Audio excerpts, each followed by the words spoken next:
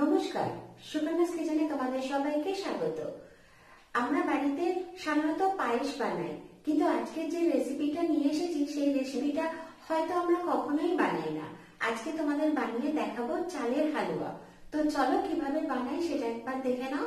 এসো তাহলে এই চালের হালুয়া বানাতে আমাদের কি কি ইনগ্রেডিয়েন্টস লাগে আর আমরা কিভাবে বানাই সেটা একবার দেখে নাও। চালের হালুয়া বানাতে আমার লাগবে দুধ, চিনি, অল্প একদম 2 চামচ মতো চালের গুঁড়ো, কাজু বাদাম বাটা, গোটা কাজু, কিশমিশ, ছোট এলাচ আর ঘি। প্রথমে আমি দুধটা একটু ঘন করার জন্য গ্যাসে বসিয়ে দিয়েছি। দুধটাকে একটু ঘন করব। তোমাদের যদি আমার এই চালের হালুয়ার রেসিপি ভালো লাগে তো লাইক করবে, শেয়ার করবে আর কমেন্ট করে আমার জানাবে কেমন লাগলো। আর আমার চ্যানেলকে সাবস্ক্রাইব করবে। সাবস্ক্রাইব করার পর যে ছোট্ট বেল আইকনটা আছে ওটা ক্লিক করে দেবে, তাহলে যে কোনো রান্নায় দিই না কেন সবার আগে তোমার কাছে চলে যাবে। ভেতরে আমি যে কাজু বাদাম বাটাটা রেখেছিলাম সেই কাজু বাদাম বাটাটা দিয়ে দিলাম, তার সাথে চিনিটাও দিলাম। তারপর এটাকে ভালো করে আমি মিশিয়ে নেব।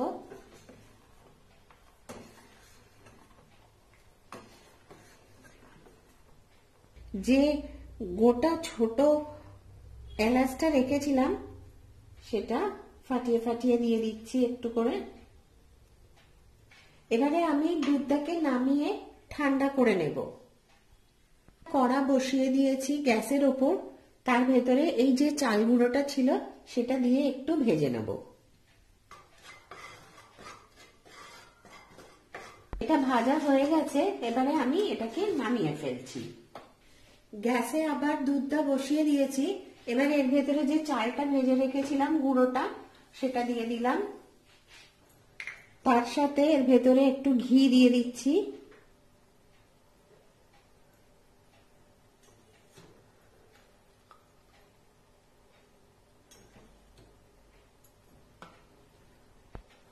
কাজুগুলো দিয়ে দিলাম, দিয়ে এটাকে সমানে নাড়বো আর ঘন করব। দেখো এটা আমার পুরো ঘন হয়ে গেছে। এবারে আমি গ্যাসটা বন্ধ করে দিচ্ছি, কারণ যেটুকু পাতলা আছে সেটা ঠান্ডা হলে একদম বসে যাবে। এর ভেতরে এবার কিশমিশ গুলো দিয়ে দিলাম, দিয়ে একবার ভালো করে মিশিয়ে নিচ্ছি। চালের হালুয়া আমার রেডি। এবারে ফ্রিজে রেখে ঠান্ডা ঠান্ডা পরিবেশন করো।